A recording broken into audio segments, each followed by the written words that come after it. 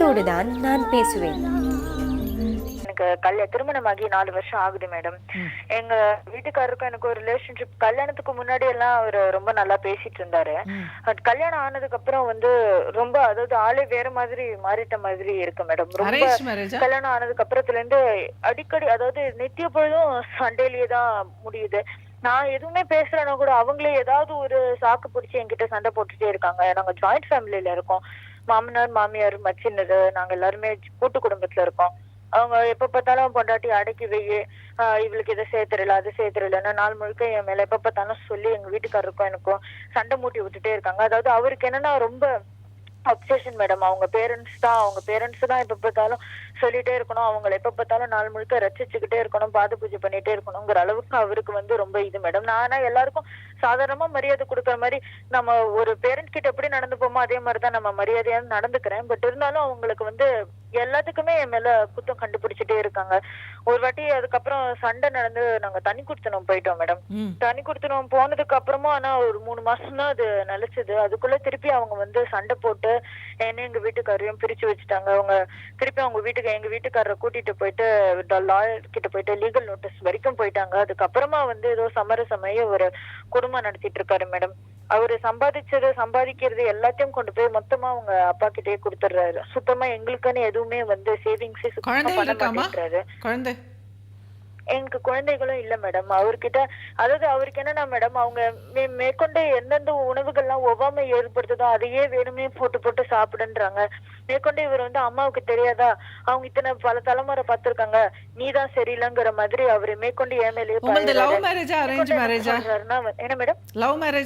மேரேஜா? Love marriage இல்ல madam, arrange marriage தான். சரி, உங்க வீட்டுக்காரருக்கு கூட பிறந்தவங்க எத்தனை பேரு? அவருக்கு கூட பிறந்தவர் ஒரு தம்பி இருக்காரு மேடம். இப்போ நீங்க கூட்டு குடும்பத்துல அவங்க தம்பி கல்யாணம் ஆயிடுச்சா? இல்ல, இப்ப கல்யாணம் பண்ண போறாங்க மேடம். சரி, நீங்க உங்க மாமனார் மாமியார் உங்க மச்சினர் உங்க கணவர், நீங்க 5 பேர் இருக்கீங்க வீட்ல. ஆமா மேடம். சமையல் எல்லாம் நீங்க பண்ணுவீங்களா, உங்க அத்தை பண்ணுவாங்களா? வேலையெல்லாம் நான் தான் மேடம் பண்ணுவேன். அதாவது இப்ப இவ்வளவு நாள் நாங்க கூட்டு குடுத்தனத்துல இருந்தோம் மேடம். ரொம்ப சண்டை போட்டு அதுக்கப்புறம் ரொம்ப எக்ஸ்ட்ரீமா லாயர் வரைக்கும் போனதுக்கு அப்புறமா அவருக்கு வந்து கொஞ்சம் மனசு தெளிஞ்சு அவர் வந்து அவங்க வந்து தனியா சமைச்சுக்கிட்டோம், நாம தனியா சமைக்கிட்டோம்னு நான் ரொம்ப ஒரு பெரிய குருக்ஷேத்திர போரே நடத்தி அதுக்கப்புறம் எனக்கு தனியா ஒரு கிச்சன் போட்டுக்கிட்டேன் மேடம். மேல மாடி கட்டி கிச்சன்ல தனியா ஒண்ணு போட்டுக்கிட்டு நாங்க இருக்கோம். உங்களுக்கு உங்க கணவருக்கும் தாம்பத்திய உறவு எப்படி இருக்கு? அது ஓரளவுக்கு இருக்கு மேடம், ஓரளவுக்கு போயிட்டு தான் இருக்கு மேடம். அவருக்கு அது ரொம்ப தேவைப்படுதுங்கிற அளவுக்கு சொல்ல முடியாது. அவருக்கு அது இருந்தாலும் ஓகே தான், இல்லாட்டியும் ஓகே தான். அவங்கள ரசிச்சுட்டு இருந்தா போதும், அவங்க அப்பா அம்மாவை புகழ்ந்துகிட்டு அவங்க சொல்றபடி கேட்டுட்டு நாங்க வாழ்ந்தா போதும்னு நினைக்கிறேன். பெரிய அது நாட்டம் எல்லாம் இருக்கு, இல்லன்னு சொல்ல முடியாது. அதாவது அது வேணும் அப்படிங்கறது இல்ல, குழந்தை வேணும் அப்படிங்கறதும் தனக்கும் எதுவுமே வேணுங்கிறது இல்ல மேடம். அதான் ப்ராப்ளமா இருக்கு.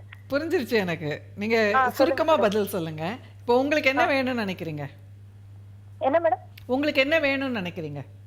எனக்கு வந்து மேடம், அவரு தனக்குன்னு ஒரு வாழ்க்கை வேணும்னு அவர் ஆசைப்படும் தான் மேடம் நான் நினைக்கிறேன். அவருக்குன்னு ஒரு வைஃப் வேணும், தனக்குன்னு ஒரு குழந்தை வேணும், ஒரு சம்பாத்தியம், நம்மளுக்குன்னு ஒரு சேவிங்ஸ் வேணும் இல்ல மேடம். இந்த சின்ன வயசுல சரி, சப்போஸ் நம்ம கொஞ்சம் சேமிச்சு வைக்கணும் இல்ல. சப்போஸ் அவர் வந்து அந்த மாதிரி ஒரு நாட்டம் இல்லாத ஒரு மனிதர், அவருக்கு குடும்பம்னா நானே எங்க அம்மா அப்பா எல்லாரும் தான் குடும்பம், நானே என் மனைவியை மட்டும் கிடையாது அப்படின்ற ஒரு டொமைன்ல இருந்து அவர் இருக்காருன்னு வைங்க.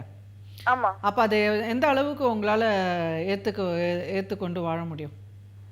எனக்கு வேற என்ன மேடம் நான் பண்றது? நான் இப்ப டிவோர்ஸ் பண்ணிட்டு நான் போனேன்னா என் வாழ்க்கை தானே மேடம் மறுபடியும் திருப்பி கேள்விக்குறி ஆகும் இல்ல மேடம். நான் என்ன பண்ண முடியும்னு எனக்கு சுத்தமா தெரியல. நீங்க என்ன படிச்சிருக்கீங்க? நான் பிஏ படிச்சிருக்கேன் மேடம். பிஏ முடிச்சிருக்கேன். நான் ரொம்ப படிப்புல எல்லாம் நல்லா படிப்பேன் மேடம். அப்புறம் ஏன் வேலைக்கு போல? காலேஜ் ஃபர்ஸ்ட் வாங்கியிருக்கேன், நான் நல்லா படிப்பேன் மேடம். அப்புறம் ஏன் வேலைக்கு போல?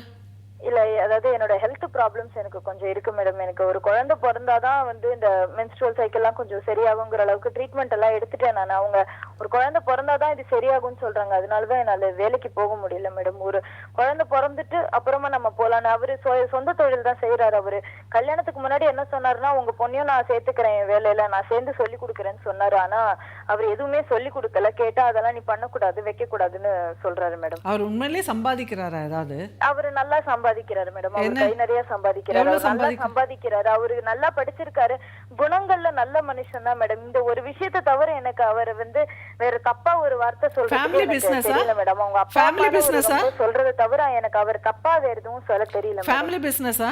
அவரே தொடங்கின. எத்தனை பேர் வேலை செய்யறாங்க கீழே? அவர் மட்டும் தான் வேலை செய்யறாரு மேடம். அதுல அவர் என்ன வேலை செய்யறாரு? ஒரு நாளைக்காவது அவர் ஆபீஸ் போய் பாத்திருக்கீங்களா? இல்ல, அவர் ஆபீஸ்க்கே போக வேண்டிய அவசியமே இல்ல. அவர் இங்க உட்கார்ந்தபடி வீட்ல உட்கார்ந்தபடி தான் மேடம். என்ன பிசினஸ்? வீட்ல உட்கார்ந்தபடி செய்யறமா? என்ன பிசினஸ் அது?